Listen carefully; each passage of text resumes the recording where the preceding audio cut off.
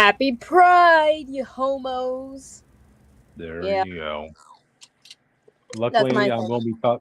Luckily, I'm going to be talking about the most popular Pride character of the week today. Well, So shut the fuck up Deadpool. about Wayne. Okay, he's never been in any of Deadpool. the fucking Pride It, books. it's Okay, at Deadpool. least my bro, Why? at least my Why? boy, who I'm gonna be talking Why? about in issue Why? 4, had a revolutionary Why? coming out. Audience, why is there such a taboo on Deadpool joining the barbecue? Man, come on, Look, he really? can Never join. It's mind just it. Marvel doesn't want him to join, even though he is Yeah, canonical. He's I canonically know, right? can. Okay, blame Yep, Marvel, not yep. the fans. Blame Marvel because the fans want him to There, hang out. I had like a very funny interaction with my comic book store guy about a year or two ago, right? When I came in to pick up my Deadpool comic and there was a Pride variant of Deadpool, right? And he asked me, "Wait, isn't Deadpool already pansexual? But then why are they putting someone else on the cover without Deadpool Bro, on I it?" didn't even get a Like, North Star Oh my cover. gosh. I yeah, didn't even like get a North what? Star cover this year for Pride. I'm fighting the Akihiro stance, aka all Mhm, three of you. I'm fighting mhm, y'all personally because you get mhm. everything nowadays. And I don't want to hear the excuse that North Star is not profitable because Akihiro and Mystique and Destiny and some of these other bitches shouldn't be profitable either. Yeah, Why I think shouldn't it just comes. Mystique be profitable?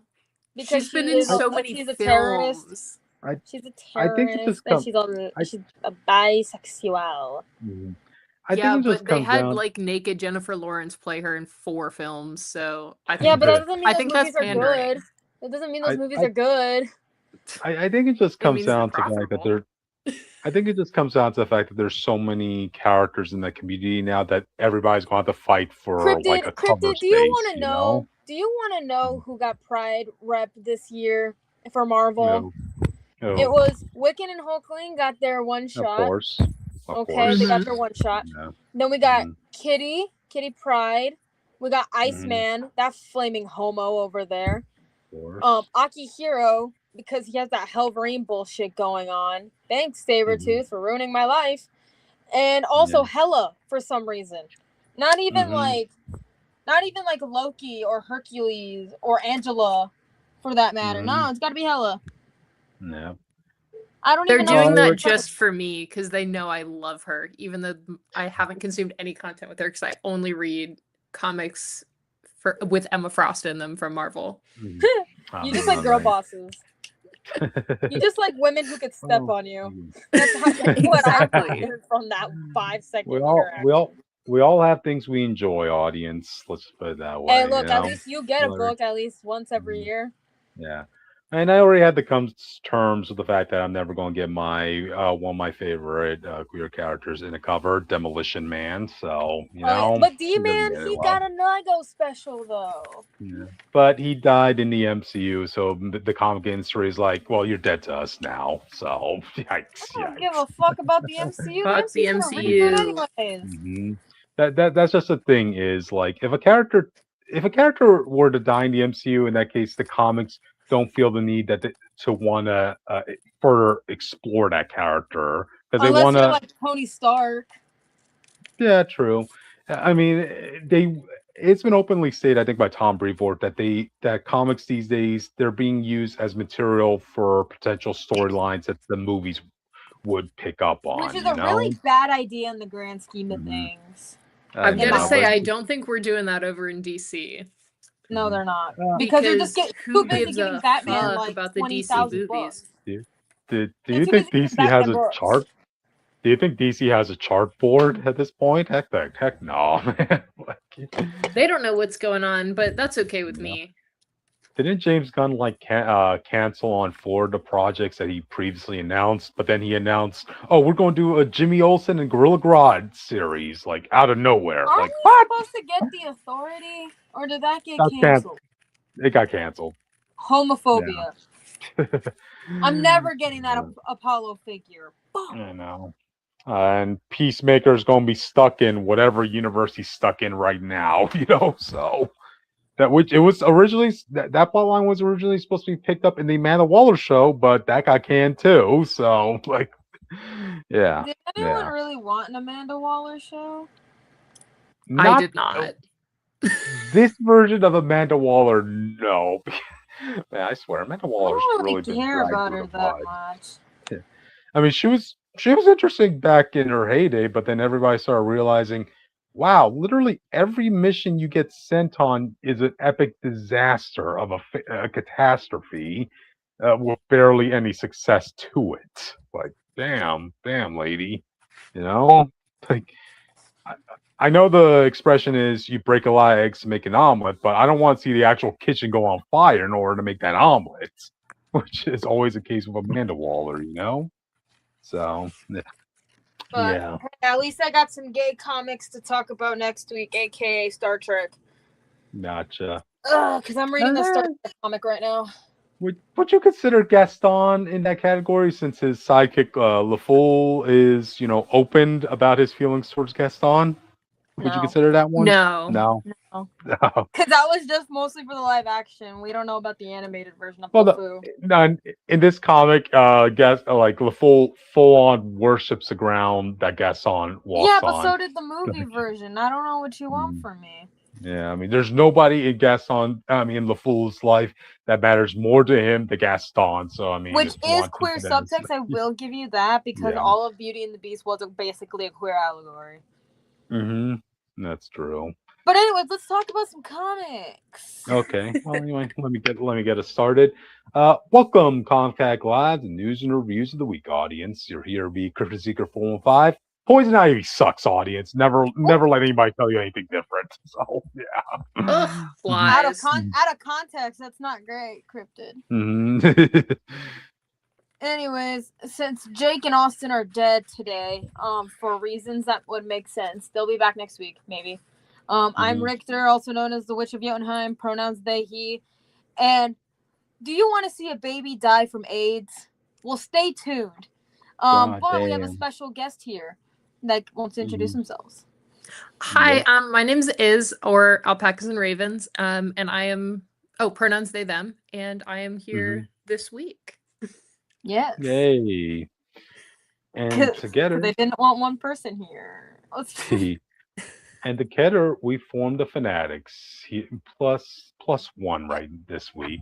And then together we bring you the news and reviews in a week. And in our special, well, originally Tuesdays, but it's going to be special Wednesday for this week. I couldn't get out of work. I'm sorry. I tried. It's all good. It's all good. We bring you the reviews. And what do we have for you today? We have some Alpha Flight 106 to talk about. We have some Punisher with Punisher going on. We have some Deadpool content here, testing his metal against another guy's metal in the head, And we have some X-Men doing some United stuff. And, some Gaston. He's doing shit like as a furry right now. So more context on that later today. Yeah, more context to that. Yeah.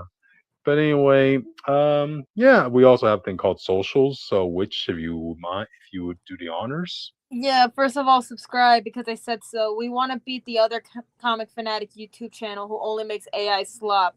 So at least our shit is human made, human done, human fighting. You know how it is. Made in America. Let's not do that. Let's not do that. Anyways, besides the point, you can also follow us on Twitter at ComicFanatic69. On Twitter specifically, okay, not on here. Yeah. Anyways, if you don't want to follow just the whole squad and you just want to follow me because you think I'm awesome, just kidding, I'm not that awesome.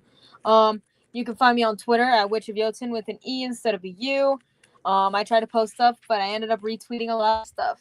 Anyways, you can find me on TikTok and Instagram at witch_of_Jotunheim. I do post stuff occasionally, just mostly bullshitting. You can find me on Tumblr, Blue Sky, whenever I decide to post, and Letterboxd at Northstar Aria. And if you're in Tucson or just in Arizona in general and you want to watch Star Trek with a bunch of older people and me, you can follow Star Trek Tucson 1 on Instagram. Yeah. And to our guest, if you have any socials. Kind of, yeah. If you love my opinions and want to see me not talk about comics and mostly about Supernatural, you can follow me at Alpacas and Ravens on Tumblr. And if you happen to be a medievalist, you probably know me. But otherwise, that's it. Cool. Cool. But anyway, with that, audience, we'll get on to the comics of the week. So let's start us off with an alpha topic. Look, I've been wanting to talk about this book all month. Cryptid knows that I've been wanting to talk about this book all month. I think it's been like 3 weeks we've been putting this on. It's been 3 weeks. Man. Yeah, and I've been wanting to talk about this book for Pride. The Lord himself didn't want Witch to talk about this month, man. No, the universe was being homophobic, guys. The universe was being homophobic. Anyways, darn you, one above all. I'm talking about a revolutionary comic that came out in 1992. It's Alpha Flight Volume 1, Issue 106. Came out in March. So a month, about 10 years and a month after before I was born. Fun fact. If anyone was curious. Anyways, so yeah, you probably know this book if you're around the Marvel sphere and you like gay characters. Been around. Anyways, so basically starts off with we get introduced to the invaders, kind of, plus some rando who goes by Major Maple Leaf for some fucking reason. Okay, don't ask. It was of the time, audience. It was of the time. He's like this Mountie guy, which I get it for like the 40s. It kind of made sense. And I hate to admit it, but Guardian has a better outfit, even though he's just draped in the Canadian flag. Which, when I saw that picture you wanted me to upload for this, man, I swear there's an actual wrestler around this time period that wore that exact same gimmick, you know? No, so, I believe you, but I don't want to see it. I already know enough people in my life who talk about wrestling like it's their life's goal. I mean, one of them does it for a job. That bitch is going to Japan for a wrestling thing, and they're not inviting me, so that's homophobic in and of itself. Anyways, so yeah, basically we see someone watching like an old recording of like a thing with this Major Maple Leaf guy, like some news stuff and everything, talking about like, oh, he's gonna take some time to like raise his kid and everything, and he pauses it right when he sees this kid, right? Yeah. And we find out that the person watching it is an older Major Maple Leaf in the 90s instead of the 40s. Of course.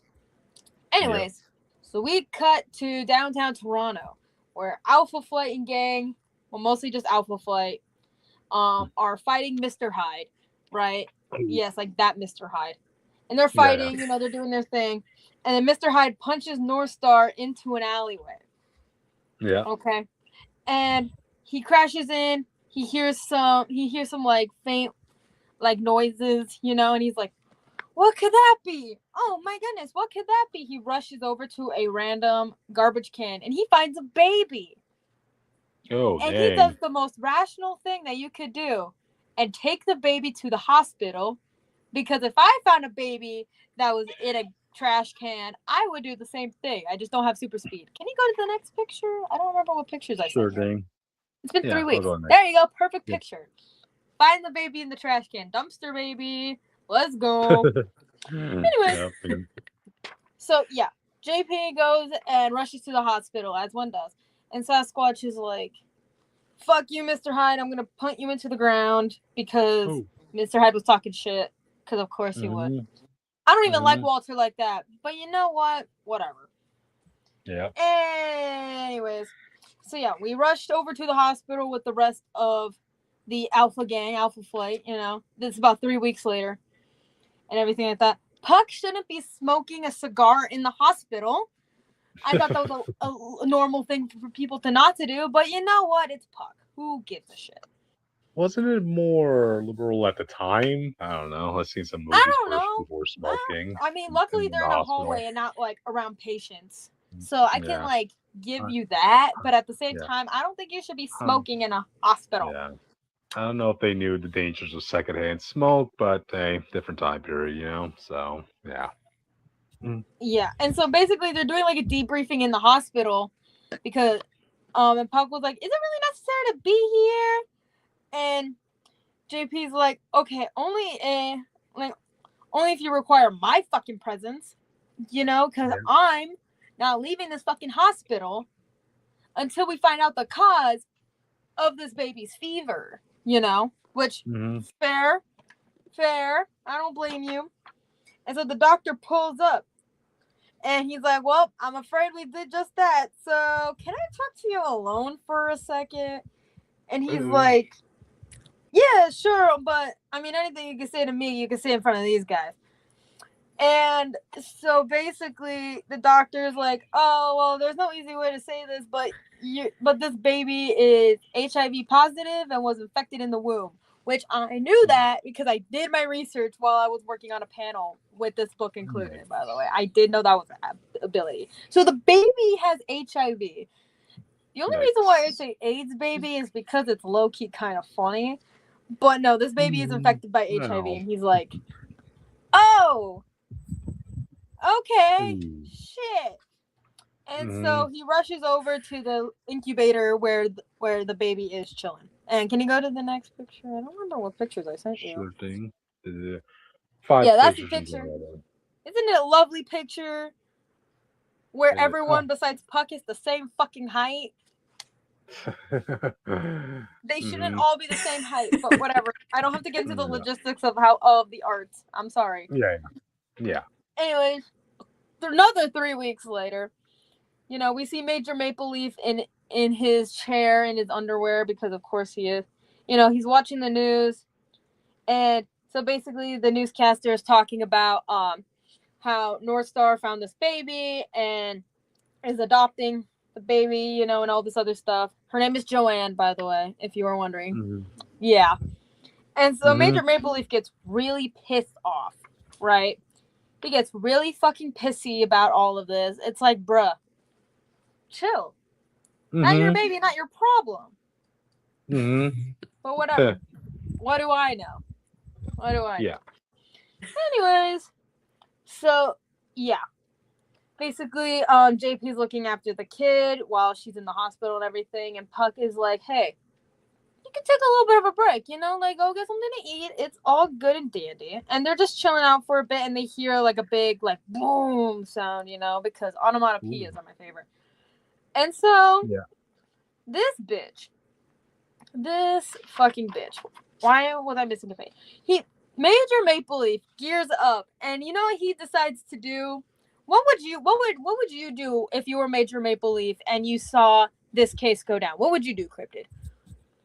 I will want to be concerned over that child's safety for one. Would you console the parent in question?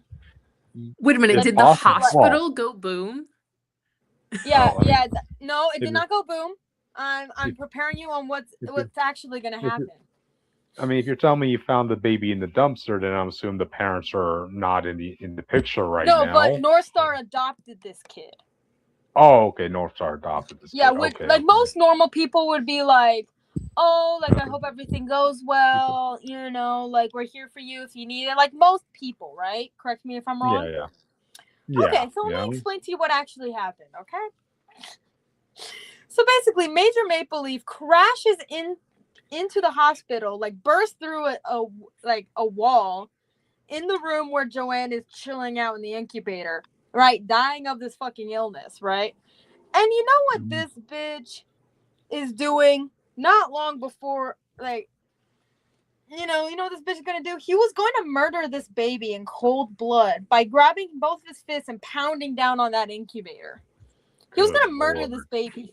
Infanticide? Yes, that's what his plan was. And this was actual attempted infanticide, by the way. Not whatever Republicans are trying to tell you. Was this his attempt at doing an old Yeller, putting out the baby out of his misery or something? I don't know. Kind of. How do I put this? I don't want to really spoil it. Did he think it was an evil baby? No, you know what? I'm just gonna spoil it. So his son, who I briefly brought up at the beginning of this issue, he grew up and he died of AIDS as an adult, and he's really pissy that this kid is getting all the attention and not his son. There were better ways to go about that. I understand his rage. I understand, but there were better ways. Yeah. Correct me if I'm wrong. Mm-hmm. But anyway, so JP does the most logical thing and basically fly him out of the hospital. And it's like, are you fucking insane? Right? Like, what could this innocent child have done to you? And Major Maple Leaf is like, this has nothing to do with her. It's about you and all the others who fall and fawn over her. Blah, blah, blah, blah, blah. They crash into like this building, you know, whatever. And they're just fucking fighting. And like I said earlier, he's like, oh, my son was a victim as well. Like, but he was gay, so he doesn't have the luxury of being innocent. Blah, blah, blah, blah, blah, you know. He just like keeps rambling. And so they keep fighting. They crash into a grocery store. And all this other stuff, and going past the Star Trek ad. Yeah. And so basically, North Star is like, okay, shut the fuck up. Shut the fuck up. What do you know about our experience? Like, what do you know about the homosexual experience? Fuck you. I am gay. Can you go to the next page? I think I posted that picture. Sure thing. He's like, well, yeah, fuck you. I am gay. You have no fucking right. This is not a disease restricted to us. It can affect anyone, which is true. Which is true. Yeah. I did my research, and I thought this was common knowledge, but to some people it wasn't, and especially back in 92. You know? Well, besides the point, yeah, he's like, fuck you. It's like you, and the Major Maple Leaf like gets crashed into a truck, right? Keep in mind, these are two very strong men, like supernaturally strong. So this truck is like flipping over, you know, and Major Maple Leaf is like, you selfish son of a bitch. Like, as a member of Alpha Flight, you are one of Canada's most like prominent figureheads, blah blah blah blah blah. And he's like, don't you realize the good that could do? And he's like, you should, like, by not talking about your quote unquote lifestyle. I'm just like, not lifestyle. I get this was 92, wow. But Jesus Christ. He's like, by closeting yourself. What fucking closet, dude? What fucking closet? The closet was made of glass. The closet was just non-existent. He just didn't say anything. Plus earlier in the book, he was stuck in Alfheim because of a fairy disease that he allegedly had. You do the math. He wasn't around for a hot minute. That's true. Anyways, so yeah, he's also like, you're as responsible for my son's death as the homophobic politician that refused to address the AIDS care. It's like, JP's like, how fucking dare you? I am no more responsible for his death than anyone else's, besides maybe those politicians. But we can agree on one thing. Look, it is past the time we like not talk about this shit. It's important, but fuck you at the same time. And so, like, you know, they like console each other like in the fiery pits of this crashed truck in the middle of Toronto. Because and so we cut back to the Alpha Flight headquarters, which is really fucking nice. If I was willing to make shit in Minecraft, I would probably make this, but not important. And so, this issue was really silly at times, but like it was kind of revolutionary for its time. But going back to it, so Heather, aka Guardian at this point, but mostly known as Vindicator, she's like, you know, so many civilized countries spend billions in the name of defense, but apparently it runs dry when it comes to like the sick and dying.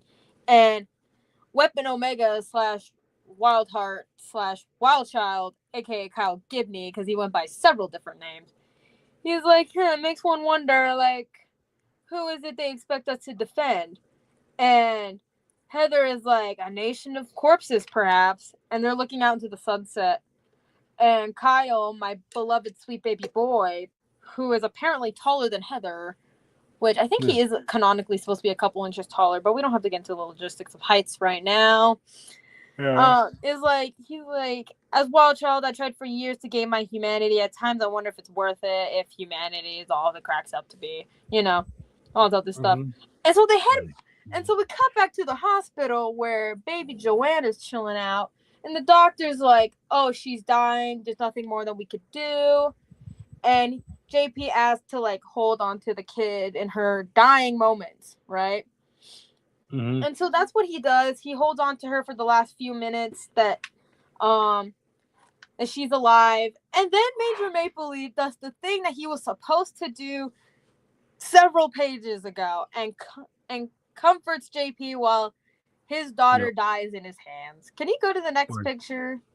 Yep. Yeah. So she dies. No. Rest in peace. Mhm. Yeah.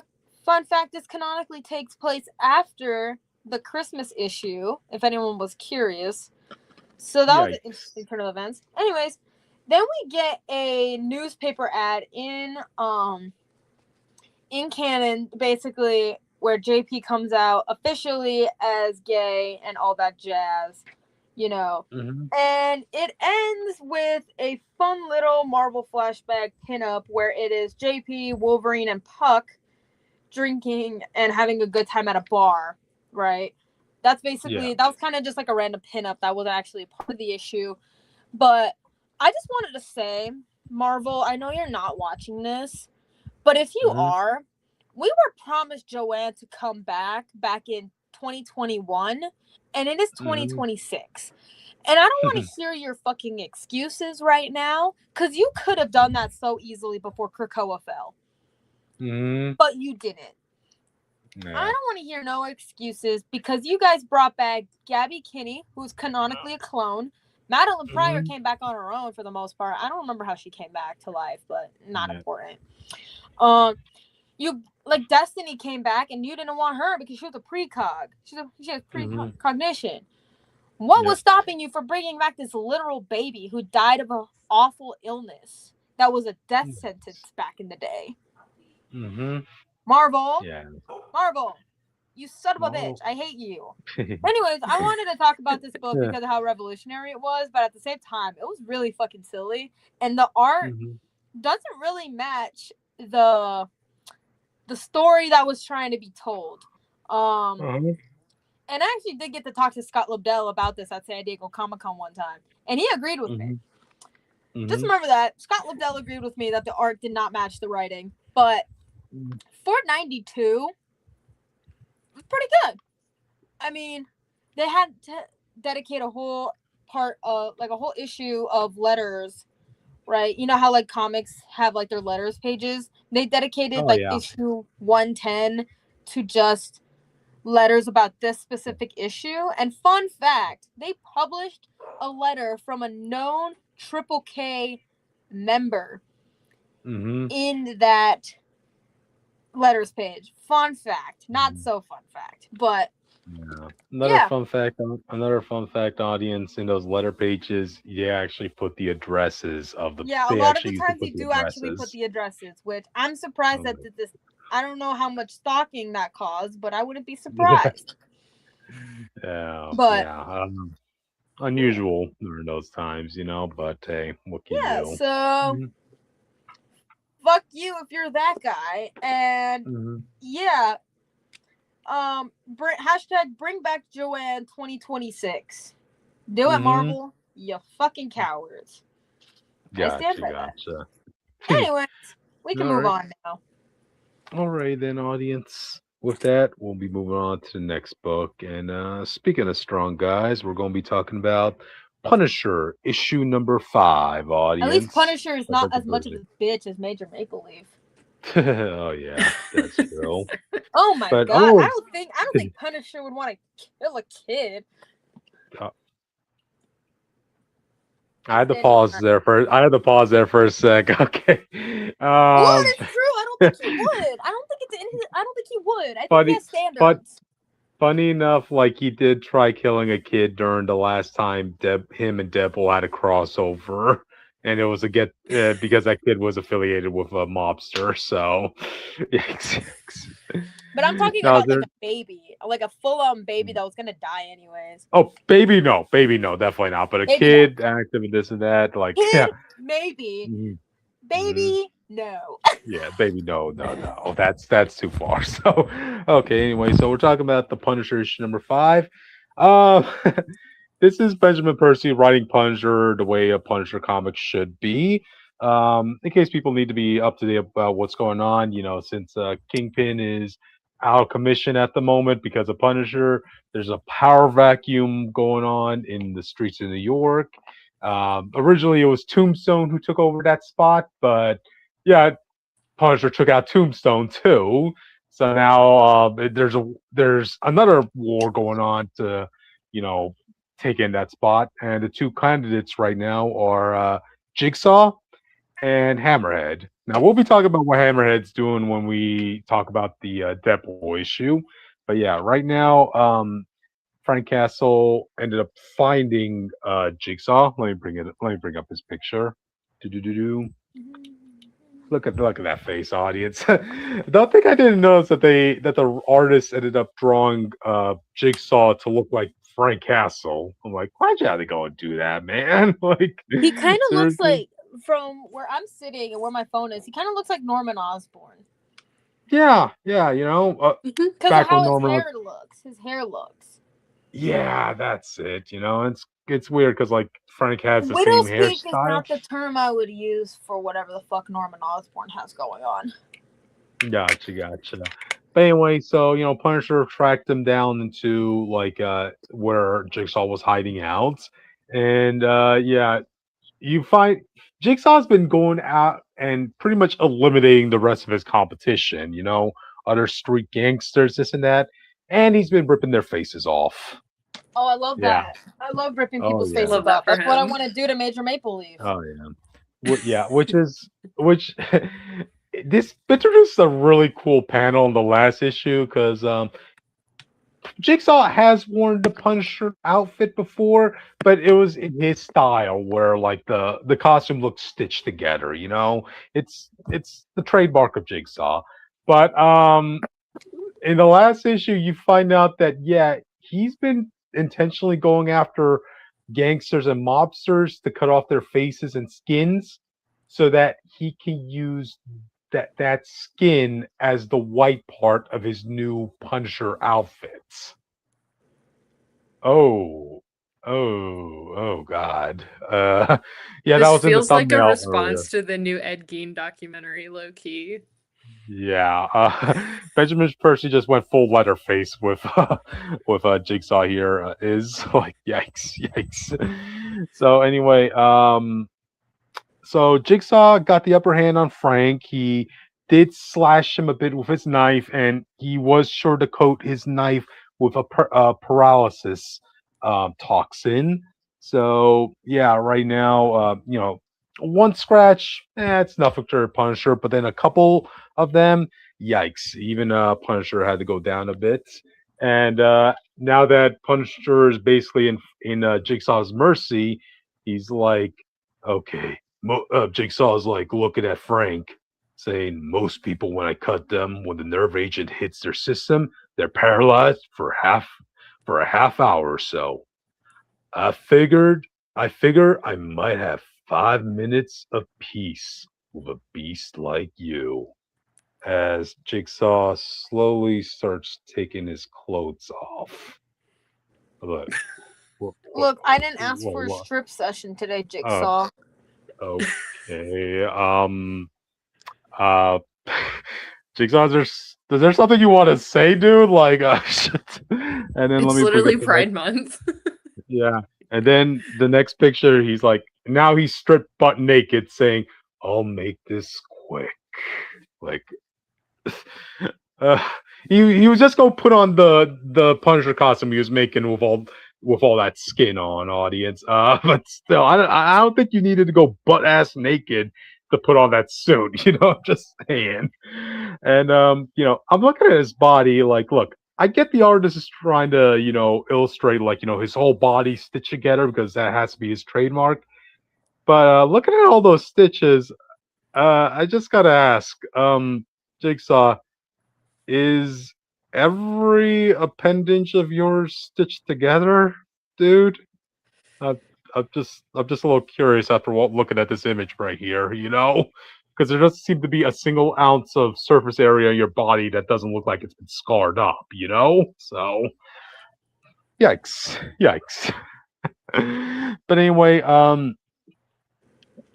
he does the dumbest thing possible. He just like slowly takes his time in putting the suit on, right? And of course, Frank Castle slowly starts gaining some mobility, and you find out that like the last piece Jigsaw wanted to complete his Punisher costume is actually Frank Castle's face. So they're like, oh boy, oh boy. Wait, you guys still hear me? Yeah. Yeah. Sorry, I was rereading one of my books. Okay, yeah, just double checking. Yeah, sometimes tech issues happen, audience. So you see what I mean when I say like the artist intentionally made Jigsaw look like Frank Castle here, audience. Look at that face, So yeah. He puts on the clothes. You find out that the reason why Jigsaw wants to do this is because everybody fears Punisher. Everybody fears the skull. If I were to wear your symbol, people in the underworld would damn right respect the hell out of me. Like damn, it's brilliant, right, audience?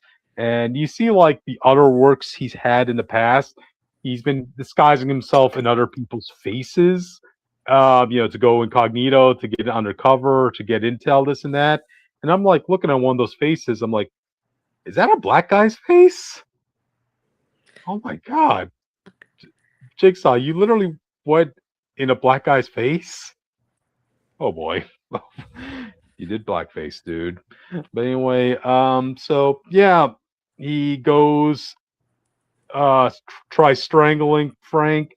He ends up stabbing his blade through Frank's hand. What does Frank do? He uses that pierced hand and stabs Jigsaw in the earlobe with that. So you're like, damn. So, bloody ass fight happens between the two.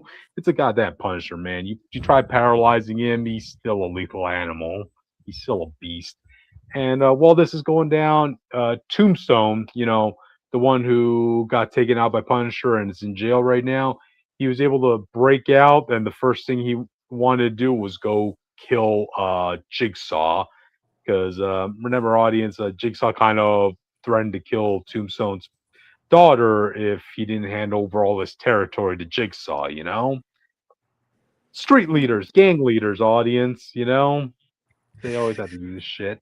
So Tombstone comes in front of Jigsaw's hideout and just, rains all fire hell on that building, throws Molotov cocktails, this and that, and but Punisher in the midst of all this, he shoots Jigsaw in the chest several rounds, and he gets knocked out. But then Frank hears the explosion coming from upstairs, because Tombstone just set the whole building on fire. Okay. And then as Tombstone was waiting for for Jigsaw to come out so he could kill him personally, it ended up being Frank Castle who came out, and that's when Tombstone's like cab driver's like, that's Punisher. Oh, dude, no, we're done for tonight. Get in the car, Tombstone. Like, dude. Tombstone's like, there's no room for discussion. We're getting the fuck out of here. I don't run away from a fight. That's not a fight, Tombstone. You go against Punisher. That is a war. Like, oh damn. Oh damn. Yeah. I can see why all the street villains and crime bosses were celebrating when Punisher quote unquote got canceled for a bit, audience, So yeah. Yeah. Benjamin Percy, he just gets the Punisher right. Like he's on a roll recently, audience, Every book he's in, he knows how to write the characters that stay true to their character, whether it be Punisher or Deadpool or Red Hulk, So anyway, as this is going down, you pretty much end the issue with a news broadcast that with this one lady who's been working with the Jigsaw. Jigsaw's been getting her exclusive intels in exchange for her pretty much having to work for Jigsaw now, and afterwards it's been made official because you look at her tongue. Yeah, this is another trademark Jigsaw is now doing. All his subordinates, they have a stitched up tongue now. So you're like, hey, yeah, I don't. Um, dedication, I guess. That proves your loyalty to a degree, I guess. So yeah, basically, this news reporter lady, she pins all the blame that on those gangsters that got killed and whose faces got ripped off by Jigsaw. Yeah, that's now all being blamed on the Punisher. So yikes. Well, I shouldn't really say yikes. You really think that's gonna piss off Frank? Like, yeah, it's just everybody already knows who I am. All villains are all coming after me no matter what. And you think I'm invited to the superhero barbecue? Hell the fuck no. But anyway, the issue kind of ends with like somebody watching in the TV screen of this, as the lady saying, "No one in this city is safe from his horror." As you see a mechanical hand break the TV, saying, and the person saying, "Welcome back, Frank. You owe me for some damages." And I'm like, we don't know who this person is. It's in the bottom two panels, by the way, audience. All we see is their hand. So it's gonna be interesting to see who's got a score to settle with Punisher in the next issue. But yeah, we're looking forward to this. Of course, I'm looking forward to the crossover he's gonna have with Deadpool and see where that goes. But yeah, that's really all I have to say about this issue. It's gory, it's bloody, it's badass, it's testosterone driven. What more do you want out of a Punisher comic audience? So yeah.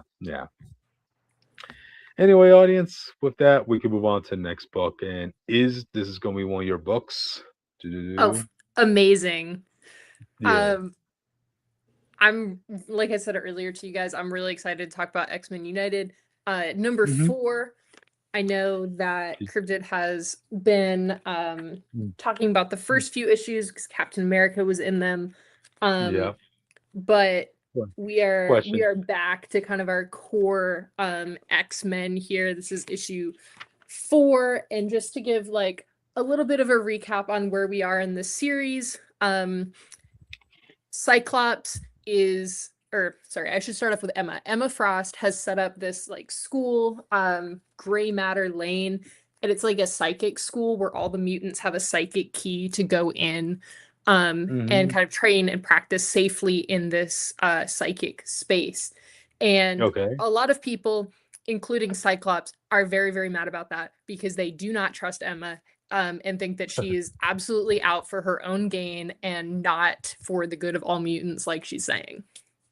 It's amazing that Cyclops doesn't trust Emma, yet we see characters like Juggernaut and Magneto casually on the X-Men teams these days, Oh yeah, so Magneto's just like been in the background of the last couple issues, just like chilling. He just like has like one line every now and then. It's been very funny. That's true. I mean, hey, Cyclops, weren't you in the same team with Apocalypse not too long ago? I mean, just saying, like he has no ground to stand on, but he's being so stubborn about it. Also, Cyclops like fake blew up Gray Matter Lane at the end of issue 1. Remember I forget who it was he hired to do it, but he hired another mutant to blow it up. Oh, dang. So that was like 2 issues ago. And then we start off this issue. Mutant on mutant crime, audience. Dang. Like, yeah.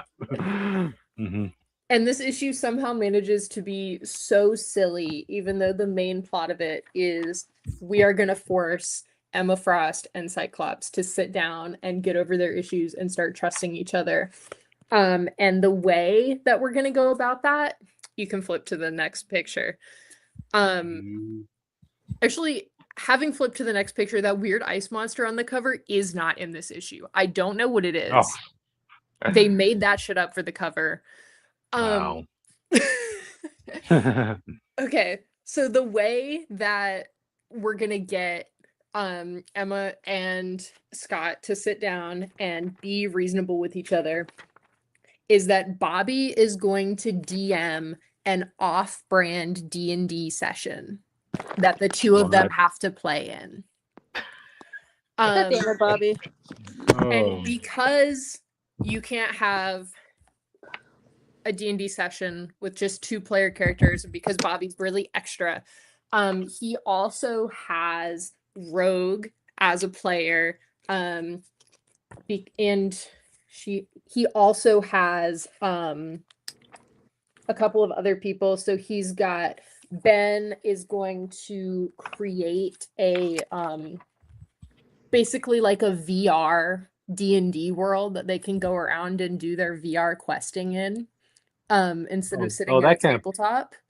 That can't possibly go wrong, like no possible way this could go wrong. And then they also have Death Dream, who is there to quote shadow Rogue. I don't know what that means. It's pretty clear that Death Dream doesn't know what that means either. They're just there to say cool dark stuff, I guess, so yeah, I mean she's necessary, or they're necessary for the plot. Not really clear why they're there. But we do get to see in this page Bobby's massive collection of miniatures. Okay. And then go ahead and flip to the next page, because the next page is they get cool D&D outfits as well when they go into this like psychic space, right? So Rogue is, I presume, either like a barbarian or a fighter type. She's got this gigantic axe all of a sudden. Bobby's got robes. He's the Bobby TM. is just Bobby, so he can do whatever the fuck he wants. You know what? If it was up to me, I would make Bobby a bard because of how many people he be fucking. No, this was a real missed opportunity, because they should have made Bobby go back to being full Gandalf. Remember, old man Iceman, guys? Like, yeah, remember that one Iceman book I talked about a few years ago? We have an old man version of Iceman audience who looks literally like Gandalf, with a long beard and the robe and everything. Is what I'm saying, So yeah, they also had like an old man adjacent Bobby that one time in that Iceman book I talked about. No. Yeah. So I love their silly outfits. Deathstream looks exactly the same except for this weird like necklace that they have on. I don't know. Aside from Rogue with the big axe, it is not clear to me what class anybody is supposed to be playing in this game. They're just like vaguely D&D-esque. It feels very much like the D&D movie with Chris Pine to me. Well, we all know the reason they're doing this is so that they can have an excuse for more DLCs and Marvel Rivals. So, yeah. It works on me, though. It works on me. And their one shot is very, very basic, probably because Bobby and Ben both know that they can't keep Cyclops and Emma in this game for longer than like an hour and a half. So basically there's just an NPC that walks by and is like, oh, surely these adventurers are going to go face the beast of the Forbidden Cavern and they'll die because everyone who fights the beast dies. And then they're all like, well, I guess we should better head over to the Forbidden Cavern. This is all on one page that they do all of this, by the way. And immediately Rogue gets kidnapped. Immediately. Rogue. Yeah. And we start seeing some kind of like cracks, I guess, in the game because Rogue is gone and Ben's like, I hadn't even gotten to the point of making the monster in the cavern yet. Like I had not come up with this thing yet. And so they rush into the cavern. I don't think I sent you a picture of this because quite honestly, because my scanner is not big enough to scan a double page spread. Gotcha. But they go into the cavern and there's this weird like rock monster that kind of looks like a spider, except it's like 50 feet tall and it has a bunch of eyes. And Rogue is like melting into a rock. She's like being pulled into a rock and has rock over her face so she can't breathe. And it like gets so serious so fast. and Wasn't nobody this is able supposed to to? fight this monster. Sorry, Yeah. what? Yeah, wasn't this about like helping the relationship between Emma and Scott, and now we're down to here? Like, Yeah, I yeah. don't know. It went off the rails so fast. Like Yeah, not even 5 minutes in. just saying, couples counseling is a thing. Mutants, come on, like, Yeah. if our buddy Jake were here, we would literally be roasting the X-Men because of Just be stunts grateful like that this. Reed Yeah. isn't in this book. Hmm. Oh, true. Yep. So. Um, and Bobby immediately starts off like, I don't know where this monster came from. That's not supposed to be the monster that's in here. His ice is not able to defeat it. The next page, I think, is the last page that I have. Because this is I assume it's going to be a 2-part story. So they can't beat this monster. Rogue is, suffocating. And was like, I've had enough. We're getting out of here. If Ben won't end this, this simulation, I am going to make him end it. She tries to get into his head. His eyes turn red. His voice bubble, his speech bubble turns black. No. They can't end the simulation. They're stuck. Darn you, beast. Deathstream ends up having to go into the spirit world and pull Rogue's spirit back because she almost suffocated. Wow. And then the comic just ends. They're like, we're trapped in here. Tune in next month. What a way for you as a friend to go if this is Rogue's last stand. I went out in a situation that was meant to just clear the air between Emma and Cyclops, meaning it has nothing to do with me. Wow. Yeah, she was just there because she's pretty nice, right? Yeah. I'm really excited because Shadow King is on the cover for X-Men number 5, X-Men United number 5. So presumably the Shadow King has hijacked this simulation that they're in, and that's why Ben's not able to control it anymore. Get Karma and Danny, quick. Oh, please. There you go, Well, if there's any silver lining to this, I'm glad to see them doing a Shadow King storyline that doesn't involve Storm, because I feel like Shadow King could be versatile in other characters, So there's that. I'm so excited to see him, next month. There you go. There you go. Well, gotta make each issue count, because I believe it was already announced that this series is going in at what, issue 10, I believe. So yeah. Well, is what it is. But yeah, it sounds like a breath of fresh air from what was going on in the first 3 issues. I'll give you that. So yeah. Yeah, it was a lot plus lighter than the first 3 issues, to be sure. Yep. Yep. Oh, and also, audience, getting the last Emma Frost variant cover of this comic in my comic book shop didn't hurt either, So yeah. Yeah. Anyway, all good.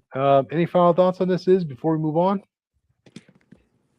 I'm so excited for the next issue. I'm so sad I didn't get the Emma Frost variant cover because the creepy ice creature that is on the cover of here that doesn't show up in the actual issue is actually the only connection that I can make is to that episode of Scooby-Doo, Where Are You, where they go skiing. It's that creature. Oh, okay. And I don't know why it's here, but I'm so excited for the Shadow King.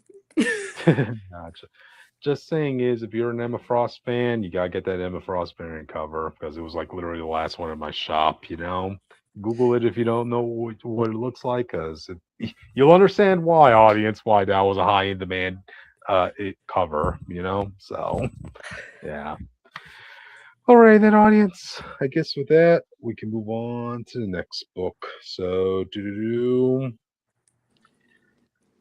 All right, audience, we're talking about, the most popular pansexual character in comic history, audience, Deadpool himself.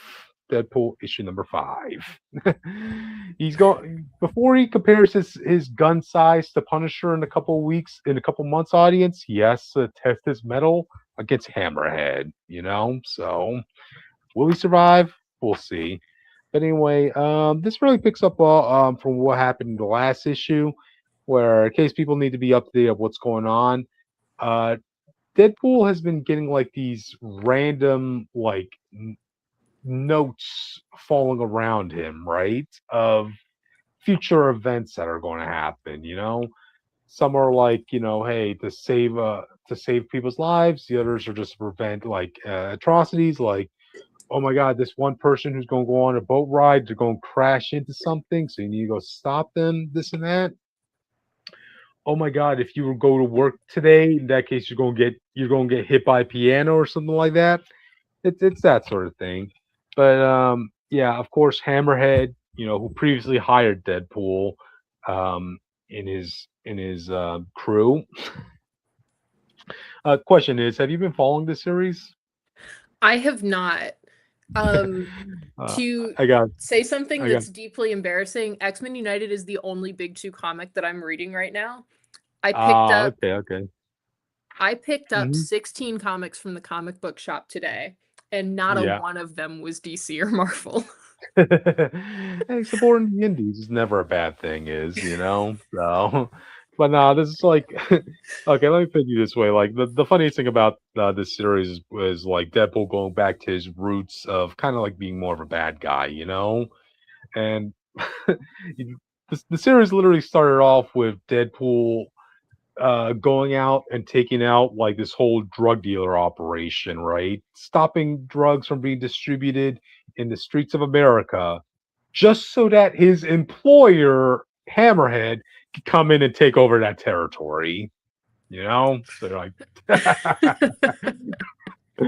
okay, yeah. So I'm just glad like is bringing Deadpool back to that, because people need to remember Deadpool is good for money, but he's also bad for money, So, but yeah, once word got out that Hammerhead found out that Deadpool's beginning these notes about future events, like that's profitable to Hammerhead, so he just wants that book. And that's when Deadpool realizes all these notes were actually being written by his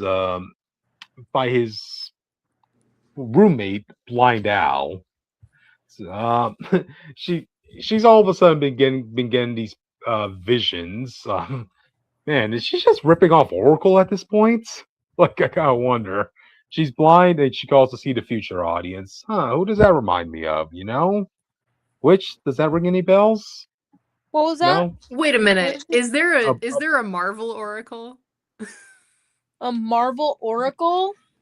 Because mhm. when you say she's ripping off Oracle, my immediate thought is my beloved Barbara Gordon, former Batgirl, current Oracle. Oh, sorry, not Oracle. I'll talk. Who's the one Mystique is dating? His wife's with? Destiny? Oh, Destiny. Sorry, yeah, Destiny. Sorry. I don't know why I got confused there, audience. Audience, I have to come here after a long day's work and also coming out of my kung fu class, so give me some slack, all right? But yeah, who does that Well, remind it's you of? Wednesday. Yeah, who does that remind you of? A blind woman who could see the future. Destiny. Yeah, and then now apparently Blind Owl has that power too. She could see the future. Good for her. Not to Yeah. be terrible, but this actually is a trope from Greek mythology. The ancient Yeah. Greeks Oh. invented this one. So all Shout out to blind the people Greeks. could You gaybos. so all blind people could see the future. Wow. Apparently, Audience. honestly. If you're a blind person watching this, please let us know. Can you see the future? Mm-hmm. Matt Murdoch, you Generally come with considered me for a sec. offensive. I got a few questions I need to ask you. Like. Yeah, can you see the future, Matthew? Mm-hmm. Exactly. Okay, but anyway, so of course Hammerhead, sets Blind Owl's apartment on fire. Devil comes in and saves her, and right now, Hammerhead is in possession of the book where Blind Owl has been writing all her notes. So of course Hammerhead uses that to go find a shipment of cocaine that's been delivered here in the cargo area. So Deadpool goes in and finds to find Hammerhead, and yeah, Deadpool first starts by taking out the cab drive, the limo driver, He beats him up with a pair of car keys. And I like what he had to say here. So Deadpool's telling the guy, "Remember on the fishing boat when you put all those holes in me? Bam, bam, bam." He starts repeatedly punching this guy in the face with those keys. And now is whispering in his ear, "Now we match." Yikes, yikes. But anyway, so Hammerhead finds his. Let me turn on to the next page. Okay, yeah. Hammerhead finds a shipment of cocaine. He's like, "You know what I love more than money? Free money." I think Then everyone Deadpool. likes money, especially free money. Yeah, yeah. Would Yeah, you that's pretty like? relatable. Yeah. Would you like this sort of money here, Witch? Like where Hammerhead literally finds a cargo ship full of cocaine? Look, I wouldn't do that, Yeah, yeah. but I do like free money. There you go. But anyway, so Punisher comes in with a. I'm sorry, not Punisher. Deadpool comes in with his truck, starts hammering in on Hammerhead, and I like Deadpool's like little monologue here, saying, "Hammerhead has always hated me." That's actually something we have in common because I hate myself too, just as much. Like, oh, Benjamin Percy, you're on fire, dude. But anyway, so long story short, Hammerhead ends up piercing Deadpool with a forklift, and this is when Blind Out comes in and just tases Hammerhead from behind. Good for her. Good for her. So apparently, having all that metal in your skull doesn't pay off when you're getting electrocuted. Audience, keep that in mind. So yeah. Anyway, so she saves Deadpool, and she's telling Deadpool, "Look, I told you, didn't I? You couldn't do this alone. You needed me." As one of her notes says, "I will save my best friend's life." So hey, um, it happened. And she also tells Deadpool, "And if I'm right about what's coming next, we're going to need each other." So yeah, yeah. That's really how the issue ends. I'm just more interested to see what's going to directly cause Deadpool and Punisher to collide because both their story routes don't really seem like it's going to be interconnecting yet. But hey, it's Benjamin Percy, and and I'll trust him to make it make sense. So yeah, yeah. All right, Wade Wilson, Deadpool #5. Audience, go support your Pride characters, even though they're not invited to the barbecue. So yeah, yeah. Anyway, with that, we can move on. This is this comic. Oh yeah, that's the last picture. Oh, so sorry about Sorry, that. I think I may yeah. have sent them not in the correct order. Oh, okay, yeah. Anyway, I hope I sent them in the correct order, but We'll figure it out. Yeah, all right. This is a comic that I'm really super excited about. This is actually the second issue of the comic If Destruction Be Our Lot from Image Comics. Who's the creative team? Who's the creative worked team? on it? Who's writing it? The writers are Matthew and Mark Elijah Rosenberg. And then the art is Andy McDonald with colors by Francesco Segala. Okay. Rosenberg. Yeah, I've read a few of his works. Pretty good guy. So, all right, cool. So basically, the premise of this comic is we're in kind of a dystopian future, and it's run by robots, and they believe that all of the humans have died out, that there are no more humans left. And so the robots are kind of starting to malfunction because they're not really getting repaired anymore. They're not getting updated anymore. And our main character is an animatronic Abe Lincoln. Wow. So that's our little guy, and he's running on the front cover, and he's sprinting so fast, and it's Abraham Lincoln. It sounds like robots needs us as much as we need them, audience. So, yeah. And so in the first issue, Abe is getting tired of standing on a street corner and reciting real Abe Lincoln speeches and getting relentlessly bullied by every other robot for doing this. And he decides, you know what, I've had it. I'm leaving this horrible robot city. And he commandeers this robot bus, and they go and they leave the city, and Abe finds a person. A real human person. And immediately the robot cops fucking swarm him. They're like, there are no people. If you think you've seen a person, we are going to re-educate you. There are no people. So that's where we start. Is animatronic Abe Lincoln is like thrown in the back of the robot cop van to be taken away, basically. Want to flip to the next picture? Sure, yeah. It's upside down. Jesus Christ, that's my bad. Yeah. Audience, just turn your phone around. Turn your phone around. Yeah. Do a handstand. So they take Abe over to basically, it's like a repair place, but it's also the police station and also in some way like a re-education facility. It's not a good place. It's not a good place for Abe to be in. Remember when things were simpler, when Abe Lincoln was dealing with vampires audience? Wow. No. Wow. That's a fun reference. Yeah. So he keeps talking, like on this page, you can't see it because it's upside down, but he's talking to all these other robots, and he's like, will no one even entertain the possibility that people still exist somewhere out there? And all the other robots are like, you have got to shut up, man. Like, you are gonna bring hell down on yourself if you keep insisting that you've seen a person. Yeah. And then Abe says in that yellow tinted panel, which I think is supposed to be through the window of like the prison transport, he says, we're already dying.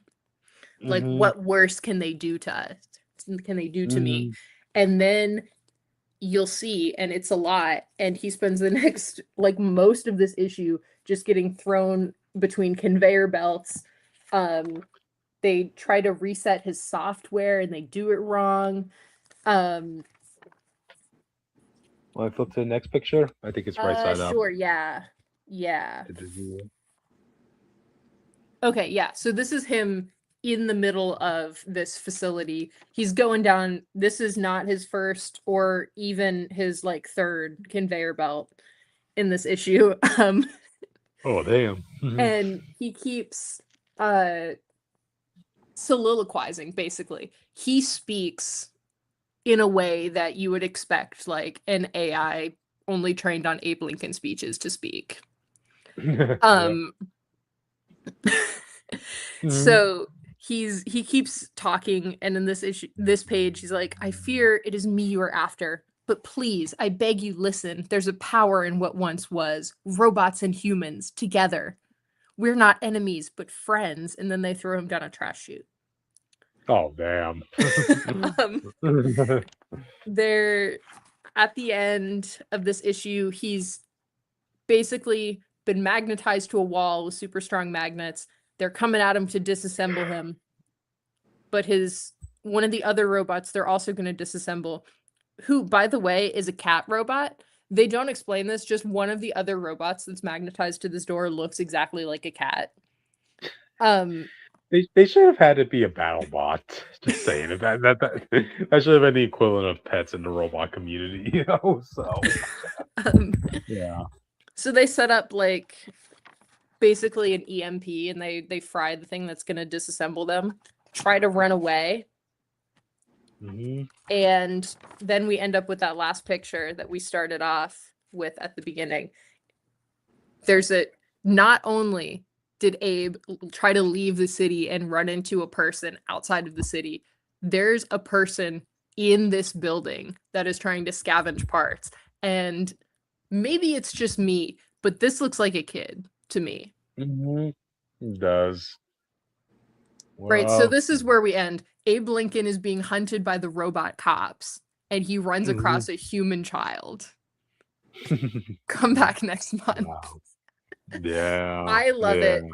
This is, I know this is a little bit more of a Marvel focused podcast, but if this is kind of an we ad, do a lot of stuff. It's just people- depending on the week will determine how much Marvel or DC we talk about.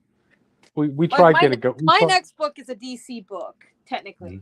Phenomenal.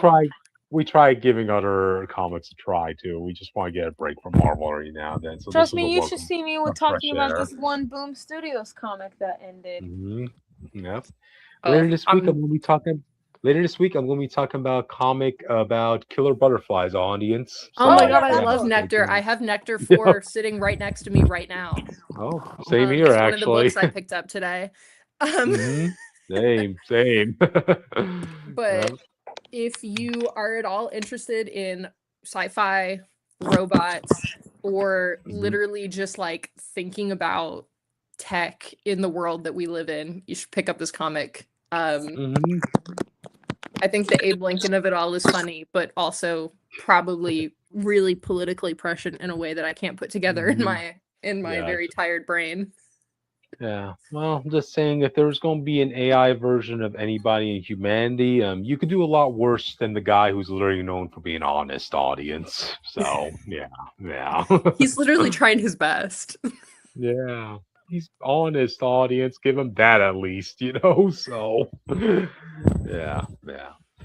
Anyway, it's a good it sounds like a good comic, a good premise, So, yeah, pick this up, audience, when you get a chance.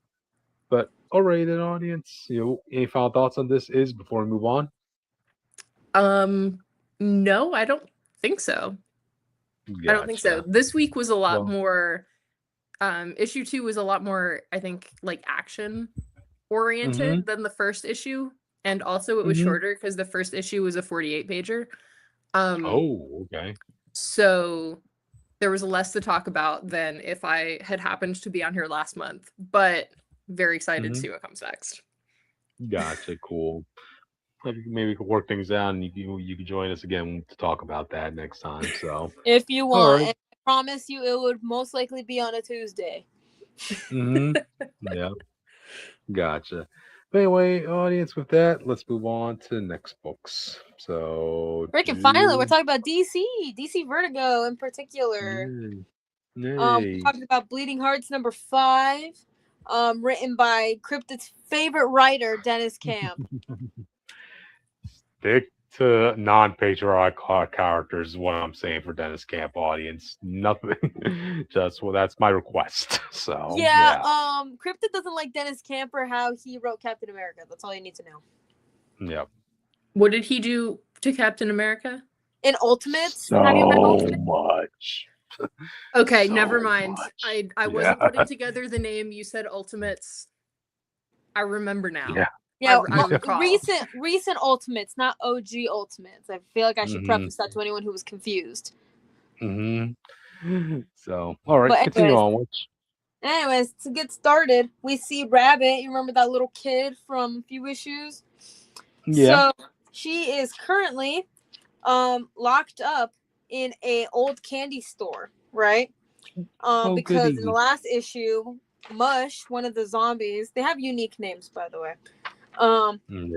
Found her and her mother, and basically, we got to get ready for the ritual hunt, chat. We got to get ready. Yay. Anyways, so yeah, we see Poke as he's surrounded by other zombies, and the biggest day of the year is the ritual hunt. It's the outbreak. It's one of the most important rituals for their society of zombies, Of course, of course. Yeah, not just as a tribe, but as a people.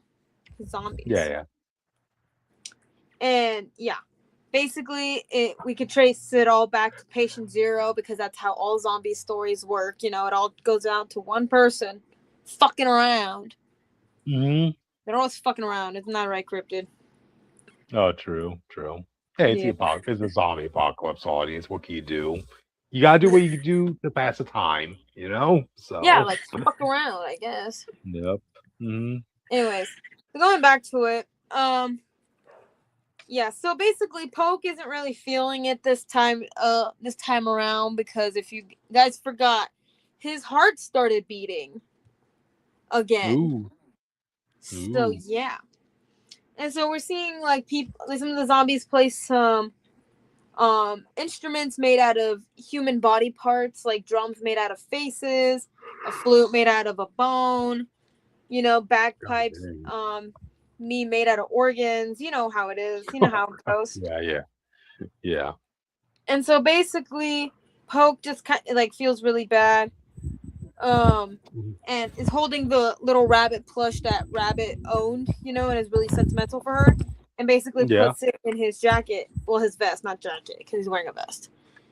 And so one of the zombies is like, "Hey, Poke, you looking for mush?" Like, he was looking for you earlier, and he was like, "Oh no, not much. I wasn't looking for anyone, really, And so the zombie guy who's wearing a blue jacket, some Hawaiian shorts, some chanclas, and a helmet on, that's what he looks like. And he's like, "Oh, isn't it nice that even in the midst of our busy lives, hunting and killing and eating live ones, like we can just gather around and celebrate the hunting and killing and eating of live ones." That's basically what he said, almost word for word. And Poke is like, Poke is like, "Yeah, it's great." And so one of these zombies are like, "We don't need food to continue. Like, we do not need to survive. For on these people, like we're eating for pleasure. We're not eating to survive. We're fucking undead." Yep. God forbid they have a little fun. God forbid you want to be a little silly at times and eat some human beings that are alive and not actively decaying. Yeah. And so basically this zombie guy's like, "We are eternal, which means that it was us, not live ones, who the creator made in its terrible image. Like, do you hear me?" And like, the helmet zombie, which I don't know his fucking name. Sorry, zombie guy. Your guys' names are long and complicated, okay? Yeah. If you're the main character, there's like a 50-50 chance I'm gonna know your name. Anyways, so basically, helmet guy is like, "Okay, let's go see the main event." And Poke's like, "But wait, hunt's not for a few hours though." And he's like, "Yeah, but we could check out the merchandise, because even in a zombie apocalypse, capitalism reigns supreme, apparently." It has to be currency of some kind, after all, so... Yes, but they're fucking zombies. What the fuck are you gonna do with that? Anyways, besides the point. We see this other zombie with, like, a top hat, and he's like, "Step right up, see the live ones. Live in the pink, pungent flesh." You only flip to the next page, they're not allowed to... Huh? You only flip to the next page? Yeah, flip to the next page. I don't remember what pictures I sent you. Yeah, I feel like that's the first one. Just leave it there until I say otherwise. Yeah. Anyways, so yeah, they can look at them. They can like smell them, but they can't eat them yet because the hunt hasn't started yet. And all that other stuff. And we see Rabbit looking through there and all this other stuff. And then we see Poke trying to like walk out of the crowd, and then Mush finds him. And he's like, "Hey, Poke, I need to talk to you now." And yeah, basically we cut to Rabbit's point of view, right? And she's like, "Oh yeah, Mama's dead. They ate her because I was bad." But she's like, "Girl, you're like 5. You're like 5 or 6. You ain't bad. You're living in a zombie apocalypse, trying to have a normal childhood." Anyways, and they're like, "Yeah, that's what happens when you're bad. Like, they eat you or somebody else. Like, they ate Papa because I was bad, because I cried." It's like, bitch, you were a baby. Yeah. You were a baby. Yep. Oh my god, that's so terrible. God forbid you cry. Shit happens. Yep. So yeah, basically, has to live with the fact that she might get eaten soon. So that's not fun. All this other stuff. And she's currently hanging out in this candy shop with a bunch of other humans that they found, that the zombies found, and everything like that. Some humans are trying to escape. you know, and all this other stuff, but it fails. But then there was this lady who she calls Miss Ruby, and is basically the one kind of looking after her while, you know, her mom's dead. Rest in peace, mom. Anyway, so yeah, it just kind of like sucks. Her situation fucking sucks. I feel bad. Well, if you're trapped in a zombie apocalypse, then by default your situation sucks. You know, audience. Especially if you're a child in the zombie apocalypse. Yeah. Anyway, so we cut to this dungeon, like this disguise costume shop or whatever. I don't know why I thought it was a D&D shop at first. I don't know what's wrong with me. It's a costume shop. Anyways, so Mush is like, did you really think you can hide that from me? Like, I know what you're fucking doing, bro. Like, I followed you. I found the live ones. Just fucking admit it. And Poke is like, okay, wait. It's a lot more complicated than you think it is. And Mush is like, I cannot believe you right now. And Poke is like, I didn't mean for it to happen. It just fucking happened. And Mush is like, it doesn't just happen, Poke. Like, that doesn't just fucking happen. And you can hear, like, the heart beating sounds, you know? And Poke is like, look, I'm sorry, man. I didn't know what to do. I still don't. And Mush is like, if the others find out. And Poke is like, I know. That's why I didn't say anything. I was afraid. Like, are you going to tell them? And then you see, like, the little mushrooms that are on Mush's shoulder that's, like, being like, you know? Can you go to the next picture? Yep. Okay, that's the picture of Patient Zero, the statue of Patient Zero they made. That statue goes so hard. I know, it kind of does. It kind of reminds me of I think they're called the tallest from Invader Zim. Oh, yeah. I knew you was reminding me of somebody. Yeah, spot on. I had to really think about it, but he kind of looks like one of them from fucking Invader Zim. Dennis Camp watches either Dennis Camp or the artist Stepan Morian. I don't know how you pronounce your name. Sorry, guy. Sorry, my guy, my dude. But still, Invader Zim reference in the great 2026, probably. Hey. Anyways, so Mush is like, I should, but I won't. Of course, I'm not gonna tell. And Poke is like, you really mean it? And he's like, you're my limbling, because they swapped arms one time, you know? Yeah. It's like, but you should have shared with me. And Poke is like, yes, I should have trusted you. Like, oh my goodness, what a relief. And Mush was like, I mean, I would have told you not to do it, you know? And Poke is like, and you'd be right. I don't know what came over me. Honestly, I wasn't sure how much longer I would carry this out alone. And Mush eats one of his mushrooms on his shoulder and is like, you know how the Horde feels about hoarding. And Poke is like, I was so afraid you wouldn't. Wait. Hoarding? What are you talking about? And Mush is like, you want to end up in exile like Fine's whole family? They'll take everything down to your name just because you got a little greedy. Trust. And I don't want that happening to you. And Poke is like, oh, fuck. My life. My undead life. And so we hear the blowhorn, right? And the hunt's about to begin, besties. You excited for the hunt? Why not? Fucking hell yes. Fucking we ball. I mean, I imagine, like, you know, I would take time off of my nights to go watch the stars and the constellations. But you know what? This hunt sounds more interesting, you know? So yeah, why not chase after live ones? Well, like, why not run away from a huge-ass horde of zombies, you know? Like, running for your life. Anyways. It's their version of running with the bulls, audience. You know? In a way. So. But basically, all the humans stand up, you know? Some of them are puking, some of them are crying, some of them are freaking out. And the zombies are ready. And so they open up the gates, and Miss Ruby is, like, ready to go. She's ready to fight these bitches. And so basically, the zombies open up. You know, they, like, have an opening for them to go through. And Rabbit sees Poke. And she's like, Flower Boy? Because they can't really communicate, you know, because one's a zombie and the other one's human, like fully alive, you know? Yeah. So Miss Ruby's like, come on, Rabbit, we gotta go. And Rabbit's like, you tricked me. I thought you were my friend. Mama said that you couldn't be trusted, and she was right, and you killed her. You killed my mama.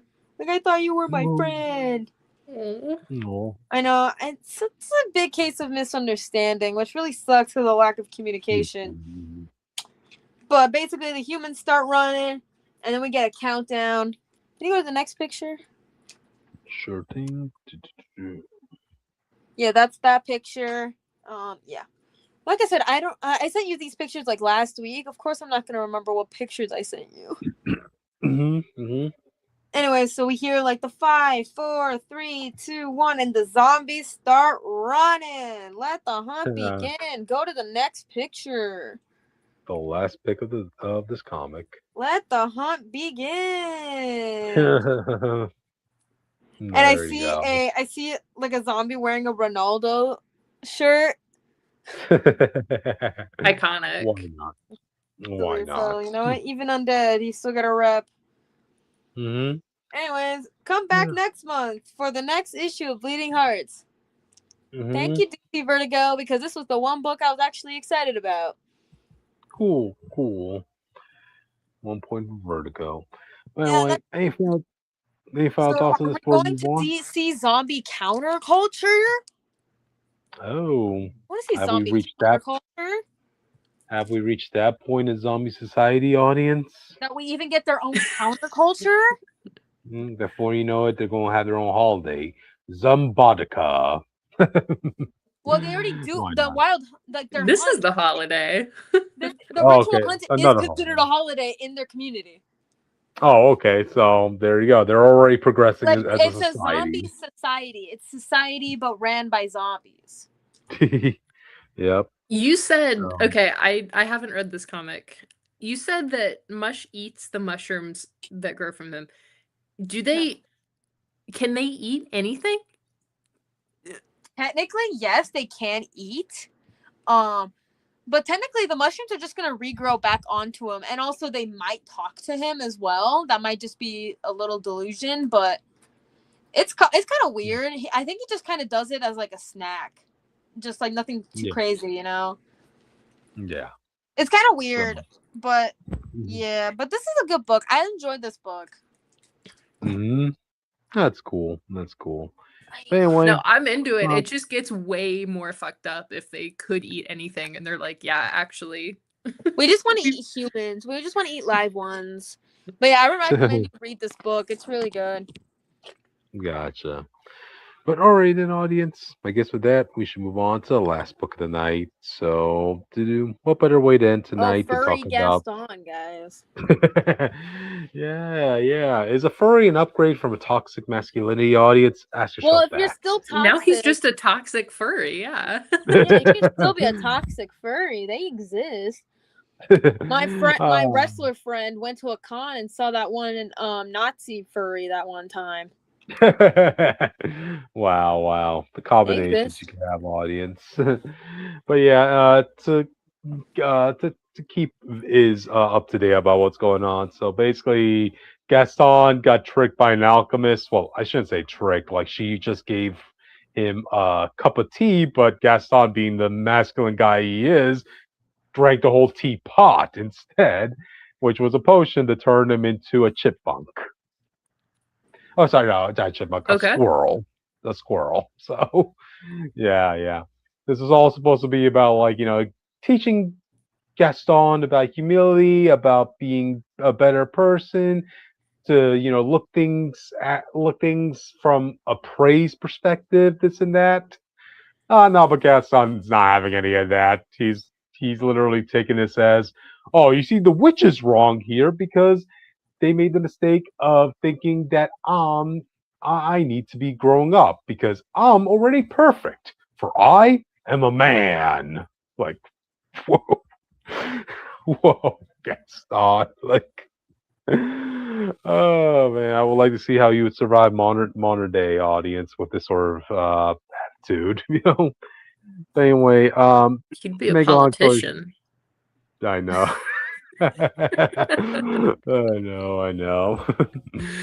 But yeah, anyway, so right now he kind of needs he needs help right now, audience. So he kind of has Le Fool assemble an onslaught of some people that Gaston knew from his past. You have a strong woman, you have the short guy who's good at forging, and you have the gal at the right who's expert thief, right? And funny enough, they all don't know who Gaston is, even though Gaston's like, "What? How dare you not know my name? I knew all of yours." you know. So anyway, so yeah, he gathers them all because he needs them to go steal a potion from the governor who pretty much screwed Gaston over. The governor was the one who hired Gaston to go retrieve something from that witch lady audience. So yeah. Anyway, funny enough, when they all look at Gaston, they're like at first freaked out, but then they realize, wait a minute, we could be making money off of you by selling you to a circus, right? How much is a talking animal worth, audience? Like ask Donkey from Shrek that. So they're like, we can make a fortune selling a talking squirrel to a circus. So they all start chasing him, saying, no, no, no, don't do that either. Okay, and in that case, look, yeah, I hear talking animal is great. It's great. It's a great meal for soup. So, yeah, again, this is about Gaston learning the perspective of a prey audience. So, does he learn the lesson? We'll see. We'll see. But anyway, eventually the trio agreed to help Gaston because this alchemist guy, he knows how to turn lead into gold. So yeah, they just want this for the money. So this is kind of going the whole tower heist route, or there's a party going on at the alchemist's castle. They all come in dressing their best, looking like they're incognito, and they have to bring Gaston over because he can crawl through the walls, right? And I kind of like this little bit right here.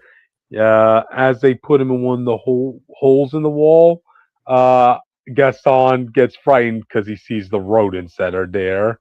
Uh, yeah, yeah. Because remember, Gaston right now is the same size as the rodents. So the fool's like saying, "What's the matter, Gaston?" "Nothing, you clod." And then he goes and gets that little toothpick sword from the fool's cup, and he's like saying, "Meet me at Souffle's door. Come on, then, you villains!" As he bravely goes and fights off against all the rodents inside the wall audience. So, yeah, yeah.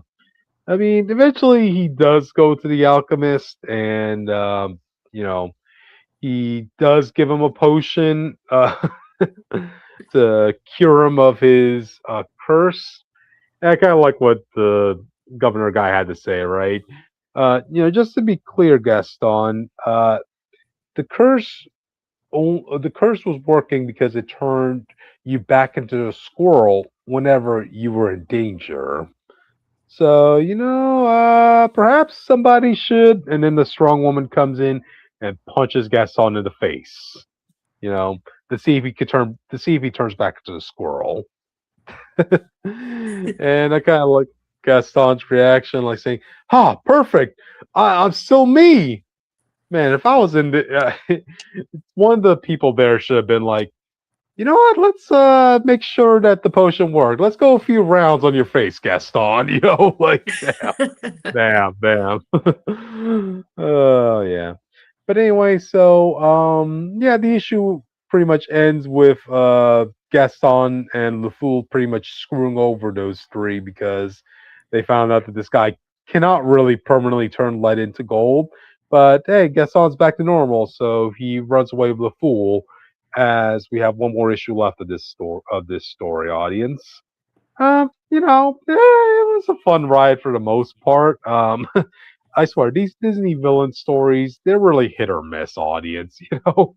I still can't go over the Nightmare Before Christmas story where it pretty much showed that Oogie Boogie got screwed, and yeah, he got groomed into being a villain. And yeah, just go check that out if you want to know more about that. Here though, it's written by Greg Pak, and I can honestly say this is the best story I've seen of Greg Pak in a long time. I mean, if anything, this is a palate cleanser since the last time I saw Greg Pak write anything. He wrote Sam Wilson as a slave in a plantation, so this is definite upgrade audience. Jesus. So yeah, I know it is. That was last year, so yeah. Okay, but yeah, that's really all I had to say for this issue. So yeah, join us next time when we talk about the finale of this audience. So yeah, we reached all the books of the week, audience. And I just like to take a moment to thank Iz for joining us for this live stream and talking about their books. And yeah, Yeah, it's a thank pleasure you having guys you. so much for inviting me and for having me. I Yeah, love to talk about comics. yeah, same Yeah. here. I It's was like a gonna be comic book honest with book you. I club. was surprised that you were down when I hit up the Discord that we're both in. Mm-hmm. Because Yeah, like same. most of the time no one really answers my messages. But nah, it really was great to have you here, Iz. So hopefully we'll have you next time when maybe we talk about Nectar or work something out. So I mean next yeah. week, next Tuesday. Yeah, there you go. There you go. But all Hell right, yeah. audience. Anyway, audience, thank you for joining us, and we all need to get some extra sleep. Happy So we'll be seeing you next. Pride. See Happy ya.